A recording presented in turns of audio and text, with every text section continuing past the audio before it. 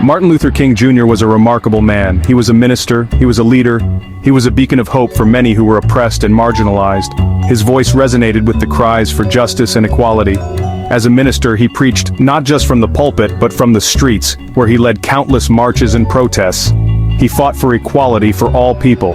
His dream was to see a world where everyone, regardless of their race or background, could live together in harmony.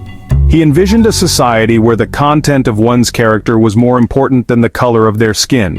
He believed everyone should be treated fairly, no matter their skin color. His speeches and writings emphasized the importance of love, respect, and understanding among all people.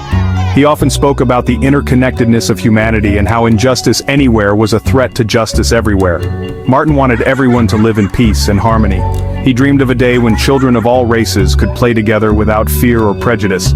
His vision was one of unity and togetherness, where differences were celebrated rather than condemned.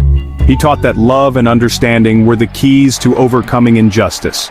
Through his teachings, he inspired many to adopt non-violent methods in their fight for civil rights. He believed that through love and peaceful protest, real and lasting change could be achieved. He believed in using peaceful ways to fight for what is right. Martin's message was powerful. His commitment to nonviolence was unwavering, even in the face of violence and hatred. He showed that strength could be found in peace, and that true power came from standing firm in one's convictions.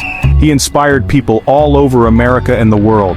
His words and actions transcended borders, touching the hearts of millions. People from all walks of life found hope and inspiration in his message of equality and justice. He showed courage and determination in standing up for what he believed in. Despite numerous arrests and threats to his life, he remained steadfast in his mission. His legacy continues to inspire new generations to fight for a world where everyone is treated with dignity and respect. Martin was born in Atlanta, Georgia, a long time ago in 1929. The world he was born into was vastly different from the one we know today. It was a time of great change and turmoil, with the Great Depression affecting millions of lives. Back then, things were very different. There were laws that separated people based on their race. This was called segregation. These laws were deeply ingrained in society, dictating where people could live, work, and even whom they could marry. Black people and white people had to use different schools, buses, and even water fountains. Everyday life was marked by these divisions, creating a world where inequality was the norm. It was unfair, and Martin saw this injustice all around him. He knew things had to change. From a young age, he was aware of the deep-seated prejudice and discrimination that plagued society. Growing up, Martin experienced the pain of segregation firsthand. He saw how unfairly black people were treated. He witnessed the struggles of his community and the limitations placed on their lives simply because of the color of their skin. This fueled his desire to fight for equality and justice for everyone. Martin's early experiences with segregation and discrimination shaped his vision for a better world, one where people would be judged by the content of their character, not the color of their skin.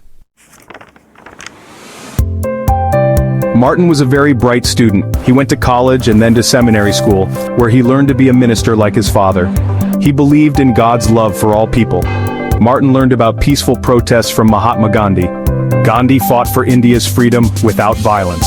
Martin thought this was a powerful way to fight for civil rights. In 1955, Martin became a pastor in Montgomery, Alabama. He was ready to use his voice to speak out against the injustices faced by African Americans. Section 4. The bus ride that sparked a movement. One day, a woman named Rosa Parks refused to give up her seat on a bus to a white man. This simple act of defiance took place on December 1, 1955 in Montgomery, Alabama. Rosa Parks, a seamstress and a member of the NAACP, was tired of the injustice and decided to take a stand. At that time, segregation laws in Montgomery required African Americans to give up their seats to white passengers if the bus was full. These laws were a daily reminder of the systemic racism that permeated the South. Rosa was arrested for her act of defiance, and this made many people angry. Her arrest sparked outrage and became a rallying point for the African American community. Martin Luther King Jr., along with other civil rights leaders, decided to organize a boycott of the Montgomery bus system. They believed that economic pressure could force the city to change its discriminatory policies.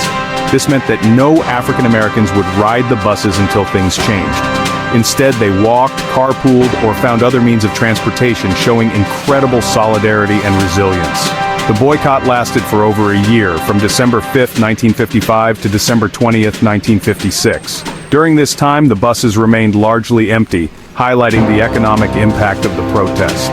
The Montgomery bus boycott was a success. The Supreme Court eventually ruled that segregation on public buses was unconstitutional, marking a significant victory for the civil rights movement. It got the attention of the whole country. News of the boycott and its success spread far and wide, inspiring other communities to take similar actions. People saw the power of peaceful protests. The boycott demonstrated that nonviolent resistance could bring about meaningful change.